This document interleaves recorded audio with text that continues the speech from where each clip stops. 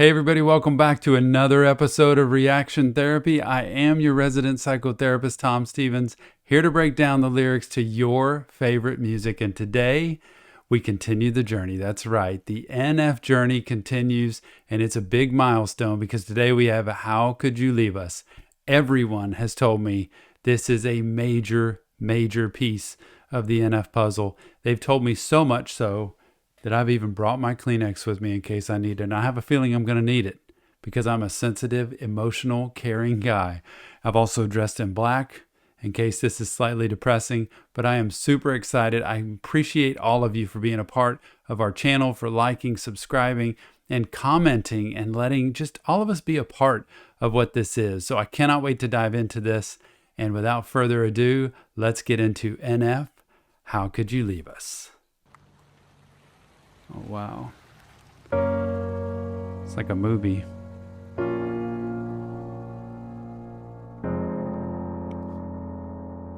How could you leave so unexpected?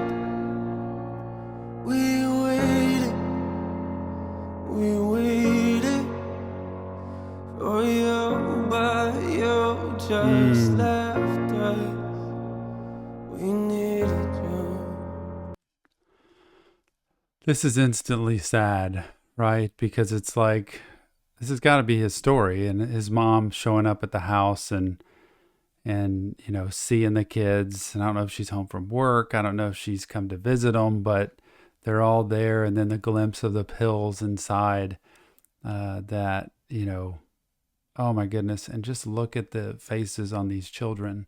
And you see the tears on NF just recounting, recalling, reliving his early life. So this is really... Just left us. We needed you. Yeah, I needed you. Yo, I don't know what it's like to be addicted to pills, but I do know what it's like to be a witness that kills. Mama told me she loved me. I'm thinking this isn't real. I think of you when I get a whiff of that cigarette smell, yeah. Welcome to the bottom of hell. They say pain is a prison. Let me out of my cell. You say you proud of me, but you don't know me that well. Man, do you see? He knows all the way down to the smell of a cigarette, and that brings him back. This could be a really long video. I've talked so much about trauma and trauma going in so many different ways, living in ways, people's lives. Trauma goes from the bottom of the brain to the top, okay? So when we're born, the brainstem develops all the way up to the cortex. By the time we're teenagers, our brains are pretty much, teenagers to young adults, pretty well functioning, high functioning. But when we're born, the brainstem is your primitive brain. It's your lizard brain.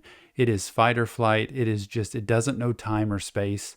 So it just knows it senses things because children aren't cognitive rational beings yet, right? So children just feel, they act and react from their feelings. He's describing the smell of the cigarettes and relating it to mom and everything that he's been through. And so when he smells a cigarette, immediately the brain triggers to past trauma. That's mom. That's all the stuff I went through.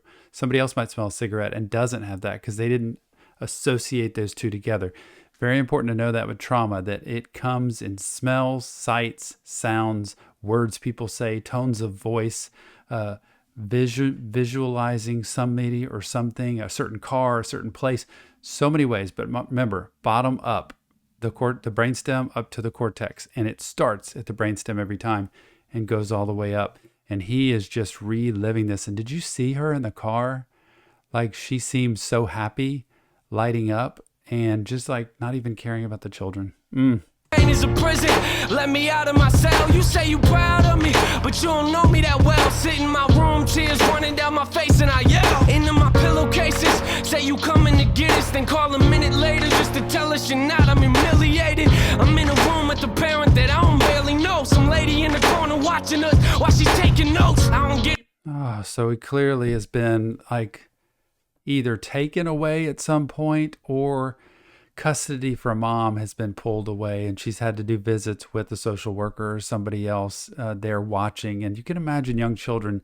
My early work as a therapist was with children. So my specialty was in foster care and adoption. So I saw so many children who were taken from homes who didn't have parents, or parents who were in jail, or parents who abused them, or bad, neglectful situations, who did visits like this. And it's so hard to see this because they don't deserve it. They didn't ask for it. They don't know any better.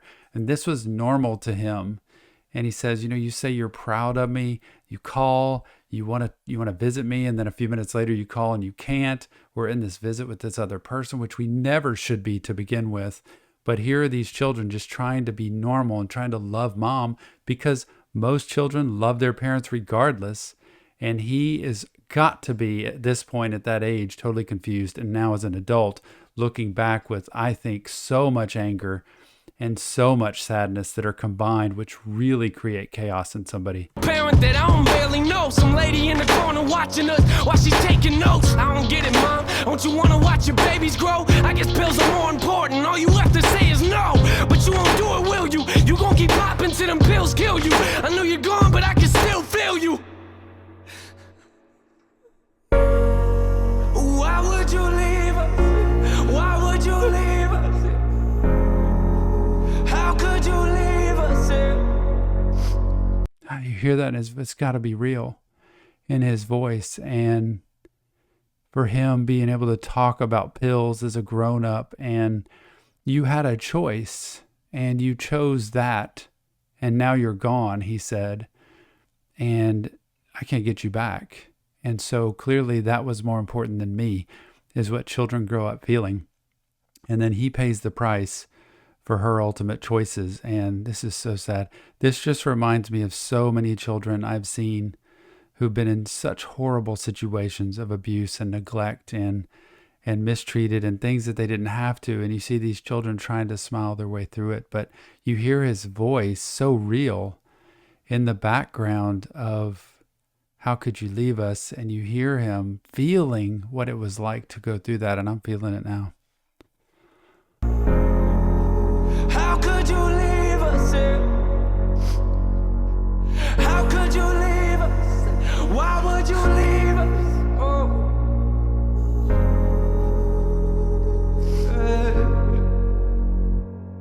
I got this picture in my room and it kills me, but I don't need a picture of my mom, I need the real thing. Now a relationship is something we won't ever have, but why do I feel like I lost something that I never had? You should have been there when I graduated, told me you love me and congratulations. Instead you left us at the window waiting. Where you at, mom? We're too young to understand. Where you at, huh? Yeah, I know them drugs that got you held captive. I can see it in your eyes. Boy, even missed his graduation, like all the key points in life. At first I thought maybe she had died before his graduation, but it sounds like she just missed it and was using and couldn't even pull it together. This happens with addiction, and you end up choosing that because there's too much pressure, there's too much responsibilities, too much accountability, and trying to grow up and just handle life on life's terms, and choosing to use instead just to escape and constantly having to apologize. But you see her when she's with them smiling and trying to be happy, and when she's not, just miserable with this using, and he is just devastated. Left us at the window waiting. Where you at, mom? We're too young to understand. Where you at, huh? Yeah, I know them drugs that got you held captive. I can see it in your eyes, they got your mind captured. Some say it's fun to get the high, but I am not laughing. And what you don't realize and what you're not grasping, that I was nothing but a kid who couldn't understand it. I ain't gonna say that I forgive you cause it hasn't happened. I thought that maybe I'd feel better as time passes. If you really cared for me, then where you at then? Oh, he couldn't forgive. I mean, how do you forgive? And I know that's a big part of the grief process, and I know that's something to do. But when you look at this young child and what he's gone through, and you look at him as a grown-up, and I'm having to live without so many things that I should have had because you weren't there. And he keeps asking, where are you at? And where are you at? And he knows where she's at, but how could you not wait? Am I not important enough for you to be able to show up for? Again, in the brainstem, when these memories come in, they communicate to people, to NF, you're not important enough. You don't matter. I choose something else over you. That's what it says. That's what creates so much anger. The beautiful part for him is he's used it through music to be able to act out. That's his therapy, and he's got an outlet for it. But so many people don't have an outlet, so they just internalize it and act it out, which is not good at all. Or they act it out on other people. So it's either a weight that weights you down and makes you miserable and depressed and anxious and just a non-functioning human, or you act it out on other people. I'd feel better as time passes if you really cared for me the way you acting. Why would you leave us? Why would you leave us? How could you leave us? How could you leave us? Why would you leave us?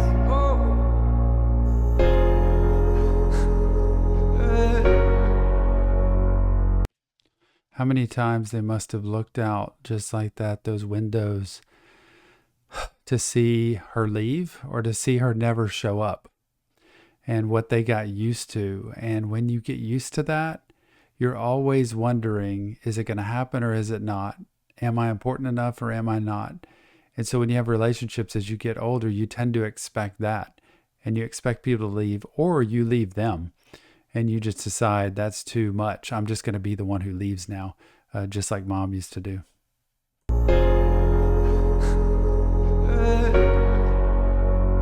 Our last conversation, you and I sat in the living room talking about my music, and I brought you something to listen to. You started crying, telling me this isn't you. A couple weeks later, guess you were singing a different tune. You took them pills for the last time, didn't you? They took you from us once, I guess they came back to finish you. Crying my eyes out in the studio is difficult. Music is the only place that I can go to speak to you. Oh my gosh. He actually showed her the music that described her, I'm sure. Like the words, the songs that described her. That's not me, she says, and then goes right out and does it again. And he's trying to show her something he's done that he's proud of. And she can't even hold it together enough to just be proud of him and to not make it about her, but to make it about him. And he tells the truth about what he's lived through and who she's been. And she still denies that on top of it. And he's having to live with that. He's having to live with seeing her go right back out again, even though he's trying to make something of himself. Oh, gosh. Last time, didn't you? They took you from us once, I guess they came back to finish you. Crying my eyes out in the studio is difficult. Music is the only place that I can go to speak to you. It took everything inside of me not to scream at your funeral. Sitting in my chair, that person talking was pitiful. I wish you were here, mama, but every time I picture you, all I feel is pain. I hate the way I remember you. They found you on the floor, I could tell you felt. Oh man, this is too much. Okay. So clearly he's going into the funeral. It's just too much. This is too much. It's a lot of life that he's having to live with all of the, misery that she had inside her dumped right on top of him when she left. Clearly she had OD'd and, they had found her. But you talk about this last conversation and him talking about his music, and then him sitting on a couch with her there, yelling at her, that anger that's there. And, going through a funeral and just hearing somebody talk at a funeral, which sometimes sounds horrible because they don't even know the person and they're just babbling on about stuff. He had real feelings there going through that. And it's hard to grieve for somebody. It's hard to feel sad for somebody that you're so angry with.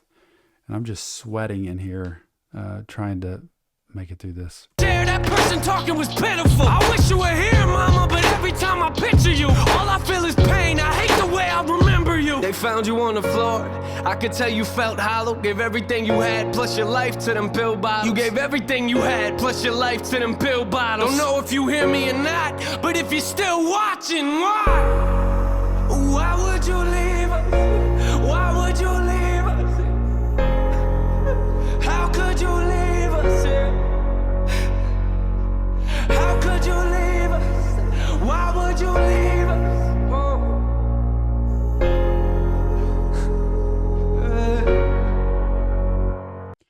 Even as a grown-up, You know, you see him sitting on the sidewalk, almost like that little boy who's sitting there just confused, not knowing why this could have happened.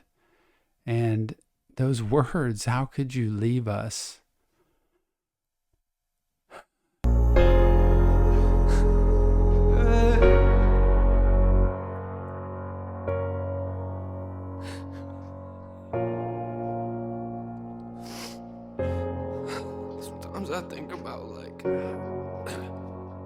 Sometimes I think about things like, you know, when I have kids and like,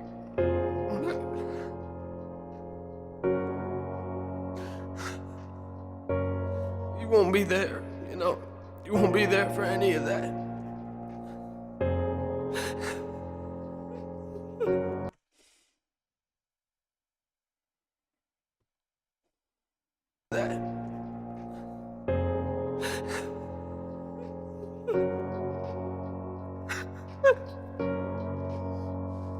I'll never get to see you again. Sometimes I wish I would have just called you. I wish I would have just picked up the phone. I wish you were here. I mean, you should have been there for us. You should have been here. He says, wish you were here. And then you should have been here. Like he misses her. That's the little boy. And then you should have been here is the angry adult. You should have been there for us. You should have been here. The pills got you right. And pills got you right.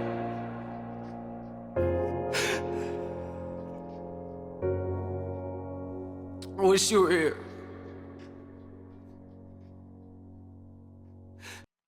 Wow.